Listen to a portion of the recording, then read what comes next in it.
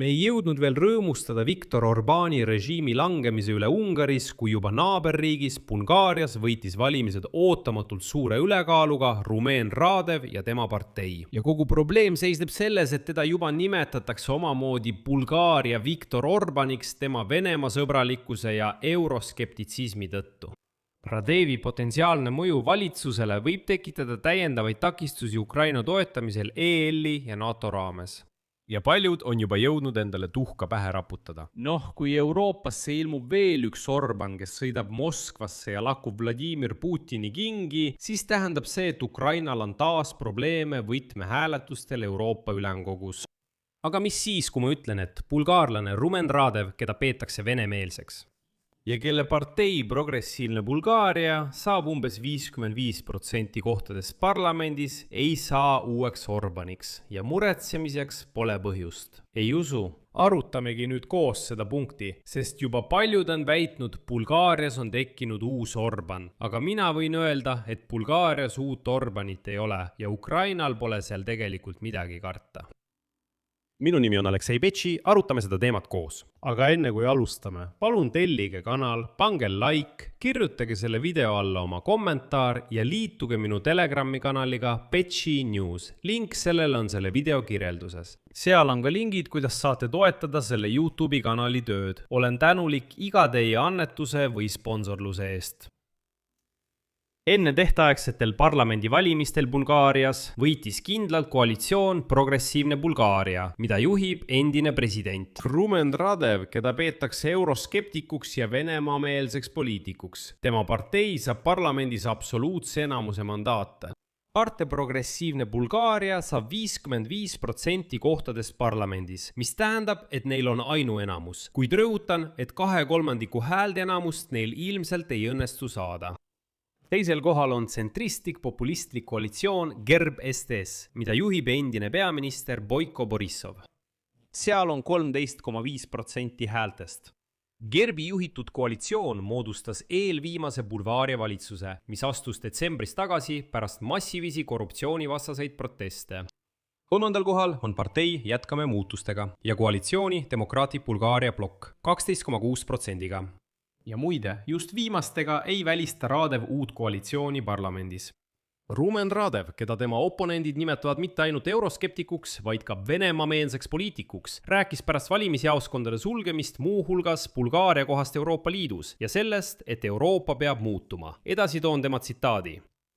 Soovin kinnitada, et Bulgaaria jätkab jõupingutusi selle nimel, et jääda Euroopa teele. Kuid uskuge mind, tugev Bulgaaria tugevas Euroopas nõuab kriitilist mõtlemist ja pragmaatilisust. Sest Euroopa on langenud oma ambitsioonide ohvriks olla moraalne liider maailmas, kus puuduvad reeglid. Seetõttu vajab Euroopa praegu taas kriitilist mõtlemist, pragmaatilisi tegusid ja häid tulemusi. Eriti uue julgeolekuarhitektuuri loomisel ning suurte jõupingutuste tegemisel tööstusliku võimsuse ja konkurentsivõime taastamiseks. See saab olema Bulgaaria peamine panus tema Euroopa missioonis. Huvitav avaldus, kas pole? Kuigi ma rõhutan veel kord, Radevit kutsutakse Bulgaaria Viktor Orbániks, mingil põhjusel. Valimisaktiivsus. Bulgaaria keskvalimiskomisjoni andmetel oli see üsna madal, umbes 47% ehk veidi üle 3 miljoni inimese. Praegused valimised on otsene tagajärg 2025 aasta lõpu poliitilisele kriisile. Siis toimusid riigis viimase 10 aasta suurimad protestid. Need algasid 2026 aasta eelarve vastase meeleavaldusena, kuid muutusid kiiresti kogu poliitilise süsteemi ja korruptsiooni vastasteks protestideks. Detsembris astus valitsus tagasi ja presidendil tuli moodustada tehniline ajutine valitsus. Ja et mõista üldist kaost Bulgaarias, tasub märkida, et alates 2021 aastast on riigis vahetunud juba 10 valitsust ja toimunud 8 parlamendivalimisi. See tähendab, et iga poole aasta tagant näärati uus valitsus. Nagu te aru saate, millest stabiilsest ei saa siin üldse rääkida. Bulgaaria jaoks on Radev ise ühtaegu nii vana poliitik kui ka teataval määral uus nähtus. Ta oli presidendi ametis aastatel 2017 kuni 2026 kogu poliitilise kriisi ajal, kuid Bulgaaria on siiski eranditult parlamentaarne vabariik, kus suurimad volitused on valitsusel. Seetõttu ei olnud Radevil ühelt poolt erilisi volitusi kriisi lõpetamiseks, kuid teiselt poolt jäi ta formaalselt kõrvale võitlusest. Seetõttu sai temast nende valimiste favoriit. Miks kutsutakse Radevit Bulgaaria Orbaniks? Presidendi ametikohal olles oli ta sõjalise abi andmise vastu Ukrainale. Ja kui nad seavad Ukraina heaolu esikohale, siis kuidas ta ikkagi kritiseeris hiljuti ajutise Bulgaaria valitsuse poolt Ukrainaga sõlmitud julgeolekulepet? Lisaks on Radev deklareerinud soovi taastada suhted Moskvaga. Siiski on Radev presidendina näidanud, et võib olla üsna paindlik poliitik ja ta ei ole valmis minema järsult vastuollu Euroopa Liidu või NATO seisukohtadega. Ta kasutas pigem oma euroskeptilisi vaateid kauplemiseks ja poliitiliste punktide kogumiseks Bulgaaria sees ning tegi sageli kompromisse. Ka enne valimisi muutis ta oma seisukohta väga palju. Kunagi ähvardas ta blokeerida sanktsioonid Venemaa vastu, kuid tegelikult ei teinud ta seda kordagi. Ja kunagi ütles ta, et Euroopa ei peaks üldiselt Ukrainat aitama, kuid tegelikult ei blokeerinud ta kordagi midagi. Kunagi Radev esines Ukraina abistamise lepingu allkirjastamise vastu juba täiemahulise sõja alguses, kuid lõpuks kirjutas ta sellele alla, kuigi teatas, et on kiire NATO-ga liitumise vastu. Radev on tuntud oma venemeelsete avalduste ja Moskva suhtes üles näidatud sümpaatiate poolest. Kuid vahetult enne valimisi teatas Radev, et Bulgaaria ei tohiks laenu blokeerida. 90 miljardi euro suurust laenu Ukrainale, kuigi Bulgaaria ise selles laenus ei osale, nagu ka Ungari, Slovakkia ja Tšehhi. Ta justkui ütleb, et me lihtsalt ei hakka takistama. Ukrainale, uskuge mind, sellest piisab. Vaatamata üksikisikuna saavutatud võidule ei ole Radevil põhiseaduslikku enamust. Need on needsamad 2/3 kohtades parlamendis nagu Petar Maderil Ungaris. See tähendab, et Radev peab majandusreformide elluviimiseks tuginema Euroopa-meelsete poliitiliste jõudude toetusele. Lisaks on Radev erinevat Viktor Orbanist vasakpoolsete poliitiliste jõudude esindaja ning need jõud ei ole Donald Trumpi poliitilised liitlased. Seetõttu ei saa tal olla sidemeid Trumpi administratsiooniga. Ma selgitan. Olles president, esindas Radev sotsialistlikku parteid. Tegelikult on see Bulgaaria kommunistliku partei järeltulija. Pealegi on Radev isegi ettevaatikum kui Viktor Orban ja isegi ettevaatikum kui Slovakkia peaminister Robert Fico. Ma selgitan. Robert Ficol ei olnud absoluutset enamust koalitsiooni moodustamiseks. Ta ühines siis äärmus parempoolsete Ukraina vastaste jõududega, kelle seisukohti ta on sunnitud arvestama. Muidu laguneb tema koalitsioon parlamendis lihtsalt laiali.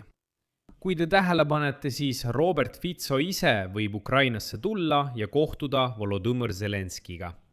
Ja muide, käituda rohkem kui adekvaatselt. Tagasi Slovakkiasse naastes hakkab ta jälle tegema mingisuguseid skandaalseid avaldusi. Näete, sest alati tuleb arvestada koalitsioonipartneritega, aga tegelikult pole isegi Fico nii ohtlik kui Viktor Orban.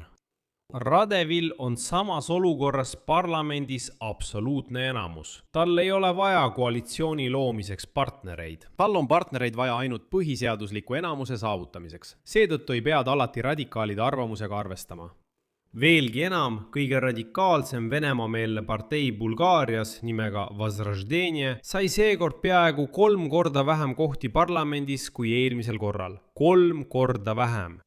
Ja Radev näeb seda suurepäraselt ning saab aru, et selle partei Venemaa-meelsed vaated ei leidnud bulgaarlaste seas nii palju toetust. Seetõttu ei tasu selle teemaga kindlasti mängida. Muidu, nagu öeldakse, võib jälle uutele valimistele sattuda. Peale selle vajab Radev Euroopa Liidu fondidest rahastust, et ellu viia lubatud majandusreformid.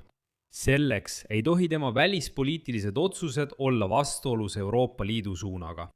Teisest küljest teeb Bulgaaria sõjatööstus tihedat koostööd Ukrainaga ja see on huvitatud relvade tarnete jätkamisest.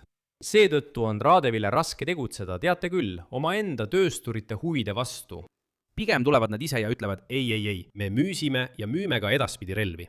Seetõttu ei maksa karta, et Bulgaaria hakkab Ukrainale väga tugevalt kaikaid kodaratesse loopima. Ja lõpetuseks lisan veel ühe väga olulise asja. Kas mäletate, kuidas eelmisel aastal Ukraina väga kartis Andrei Babiši võitu Tšehhi valimistel? Teda nimetati ju ka omamoodi Tšehhi Viktor Orbaniks, aga 2025. aasta oktoobris võitis Babiš valimised.